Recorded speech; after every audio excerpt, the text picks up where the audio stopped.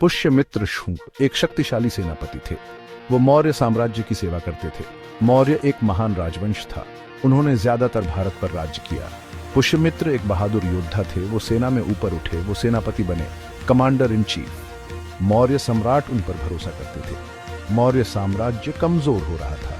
विद्रोह और हमले हो रहे थे। पुष्यमित्र ने साम्राज्य की रक्षा की। वो एक कुशल सैन्य रणनीतिज्ञ थे।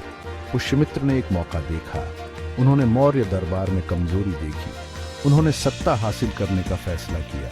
उन्होंने आखिरी मौर्य सम्राट को मार डाला।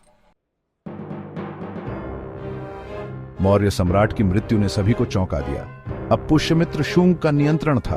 उन्होंने शुंग वंश की स्थापना की। मौर्य साम्राज्य खत्म हो गया। पुष्यमित्र के इस कदम ने एक नया मोड़ ला दिया। यह एक स्वर्ण युग का अंत था। बहुत से लोगों ने पुष्यमित्र का समर्थन किया। वो मौर्यों से खुश नहीं थे। उनका मानना था कि मौर्य कमजोर हो गए थे। पुष्यमित्र को विरोध का भी सामना करना पड़ा।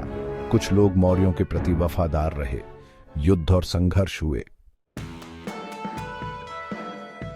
पुष्यमित्र शुंग ने कई वर्षों तक राज किया। वो एक मजबूत और शक्तिशाली राजा थे। उन्होंने अपने साम्राज्य का विस्तार किया। पुष्यमित्र ने कई युद्ध लड़े। उन्होंने अपने दुश्मनों को हराया। उन्होंने अपने साम्राज्य की सीमाओं को आगे बढ़ाया। पुष्यमित्र एक हिंदू राजा थे। उन्होंने हिंदू परंपराओं को पुनर्जीवित किया। उन्होंने अपने पूरे साम्राज्य में हिंदू धर्म को बढ़ावा दिया। पुष्यमित्र कला के संरक्षक थे। उन्होंने विद्वानों और कलाकारों का समर्थन किया। उनके शासनकाल में भारतीय संस्कृति का पुनरुत्थान हुआ। पुष्यमित्र शुंग की मृत्यु एक लंबे शासनकाल के बाद हुई। वो अपने पीछे एक शक्तिशाली साम्राज्य छोड़ गए। उन्हें एक महान राजा के रूप में याद किया जाता है। उनके बाद शुंग वंश चला। उनके वंशजों ने कई वर्षों तक राज किया। उन्होंने उनकी विरासत को संजो कर रखा। पुष्यमित्र का शासनकाल महत्वपूर्ण था।